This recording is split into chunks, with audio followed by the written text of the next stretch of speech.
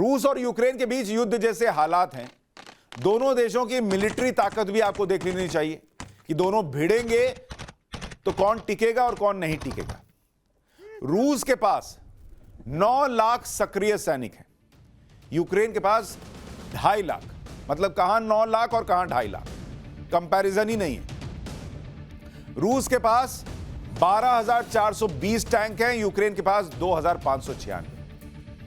यहां भी मामला बराबरी का नहीं है। रूस के पास 544 लड़ाकू हेलीकॉप्टर है, यूक्रेन के पास मात्र 34। रूस के पास 1511 फाइटर जेट्स है, यूक्रेन के पास 98। अब अगर आप इसको समझने बैठिए कि सैन्य ताकत के हिसाब से तो रूस और यूक्रेन का कोई मुकाबला ही नहीं है। मतलब एक तरफ हाथी खड़ी है, दूसरी तरफ चींटी, हाथी और चींटी का मामला है। लेकिन रूस की आबादी और यूक्रेन की आबादी को देखिएगा, अगर आप रूस को देखिए और इस तरफ यूक्रेन को देखिए, आबादी देखने जाइएगा तो रूस की जो आबादी है वो करीब 14 करोड़ और यूक्रेन की आबादी 4.4 करोड़, यानी 4 करोड़ 40 लाख। रूस की जीडीपी कितनी है? 110 लाख करोड़ की जीडीपी है रूस की। कितना बड़ा देश है ये। और यूक्रेन की कितनी है? मात्र 12 लाख करोड़। कहीं दोनों बैठते ही नहीं है आमने सामने। चींटी और हाथी की बात कर रहा हूं मैं। लेकिन यूक्रेन के पास फौज भले ही कम हो, उसने अपने नागरिकों को युद्ध के लिए तैयार कर लिया है। रूस के खतरे को यूक्रेन अच्छी तरह से समझता है, इसलिए वहां सेनाएं आम नागरिकों को भी ट्रेनिंग दे रही हैं। कुछ तस्वीरें आपको दिखाता हूं। बच्चों से लेकर बुजुर्ग तक सब हथियार चलाना सीख रहे हैं वहां पर। मतलब यूक्रेन के अंदर एक जज्बा है। ठीक है, हम कम हैं, लेकिन जितने हैं मिलकर लड़ेंगे। यूक्रेन में रूस की आक्रामकता का जमकर विरोध हो रहा है। खतरा कितना भी बड़ा हो, यूक्रेन के लोगों को क्या हौसला बता रहा है कि उन्हें रूस और उसकी ताकत का कोई खौफ नहीं है। अच्छा, रूस की घेराबंदी के बीच अगर आप यूक्रेन को अकेला समझ रहे हैं तो गलत सोच रहे हैं। यूक्रेन को अमेरिका और नाटो का समर्थन मिल रहा है। यूक्रेन से सटे सारे यूरोपियन देशों में नाटो मौजूद है। यूक्रेन से सटे 16 देश हैं जिसमें नेटो की सेना मौजूद है। अमेरिका के जवान रोमानिया पहुंच चुके हैं। जिस नेटो की बात कर रहा हूं उसके बारे में भी आपको बता देता हूं। नेटो जो इसका जिक्र कर रहा हूं, NATO,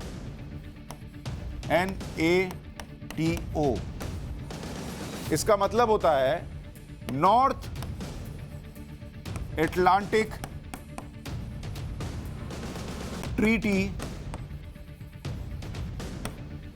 ऑर्गेनाइजेशन।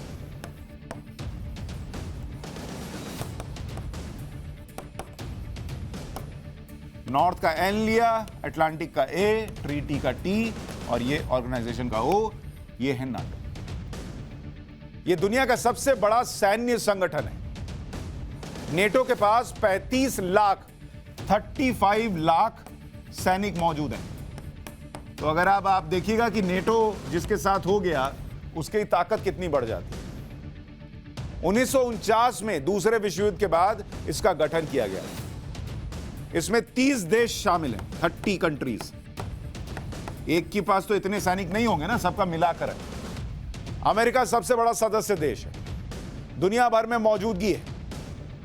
सबसे ज्यादा $73 बिलियन का फंड जो है वो अमेरिका देता है। नेटो के किसी भी सदस्य देश पर कोई दूसरा देश हमला करता है तो नेटो उसका जवाब देता है। मतलब अगर आप इसमें हैं और आपको कोई घेरेगा तो इधर से भी जाएंगे। मतलब जैसे अगर इसको सरल भाषा में समझिए कि आपने 5 दोस्त बना रखे हैं। जहां आपको घेरा और आपने फोन घुमाया, पहुंचो वहां, तो ये 5 लोग दोस्त पहुंचे। तो आप भले कितने कद में छोटे हो, ताकत ना हो, लेकिन 5 दोस्त आ गए तो फिर मामला सेट हो जाता है। रूस और यूक्रेन के बीच तनाव का कारण क्या है? अब सबसे जरूरी है इसको समझना। इतना तो बता दिए तामझाम कि इतने सैनिक हैं, ये है वो है। हो क्यों रहा है भाई? तनाव का कारण क्या है? क्या वजह है कि पुतिन किसी की परवाह किए बिना यूक्रेन पर अटैक करने की प्लानिंग कर रहे हैं? इसके लिए इन दोनों देशों की हिस्ट्री का चैप्टर खोलना जरूरी है। रूस और यूक्रेन के बीच तनाव की शुरुआत 1991 में सोवियत संघ में टूट के साथ शुरू हुई। सोवियत संघ टूटा तो कई देश बने, जिसको आप यूएसएसआर कहते थे। वो जब टूटा तो कई देश बने। 1991 में ही यूक्रेन भी अलग देश बना। 2013 में यूक्रेन के राष्ट्रपति विक्टर यानुकोविच का विरोध शुरू हुआ। विक्टर यानुकोविच को रूस का समर्थन हासिल था। अमेरिका और ब्रिटेन विरोधियों का समर्थन कर रहे थे। विरोध के बाद विक्टर यानुकोविच को देश छोड़कर जाना पड़ा। 2014 में यूक्रेन ने यूरोपियन यूनियन के साथ डील की और यूक्रेन के इस कदम से रूस नाराज हो गया। रूस ने फरवरी 2014 में क्रीमिया पर कब्जा कर लिया। क्रीमिया भी दरअसल यूक्रेन का ही हिस्सा था। इस कब्जे के बाद पश्चिमी देशों ने रूस पर कई प्रतिबंध भी लगाए। 2015 में रूस और यूक्रेन के बीच शांति समझौता हो गया। 2017 में यूक्रेन ने संसद में नेटो में शामिल होने का प्रस्ताव दिया, क्योंकि उसको पता था कि रूस की नजर जिस तरीके से क्रीमिया पर थी, अब उसकी नजर होगी कि पूरा यूक्रेन अपने में मिला लो। तो हमें जरूरत किसकी पड़ेगी? नेटो की पड़ेगी, नाटो की पड़ेगी। 2020 में यूक्रेन के राष्ट्रपति ने नेटो में शामिल होने का फैसला किया। मार्च 2021 में रूस की सेना ने यूक्रेन बॉर्डर पर घेरा डाला। यूक्रेन के नेटो में शामिल होने का रूस विरोध कर रहा है, क्योंकि उसको पता है कि ये तो ऐसे 2.5 लाख सैनिक वाले लोग हैं, और नेटो अगर जुड़ जाएगा तो इंटरनेशनल डिप्लोमेसी वाला प्रेशर तो होगा ही, साथ में सैनिक बढ़ जाएंगे, ताकत इसकी बढ़ जाएगी।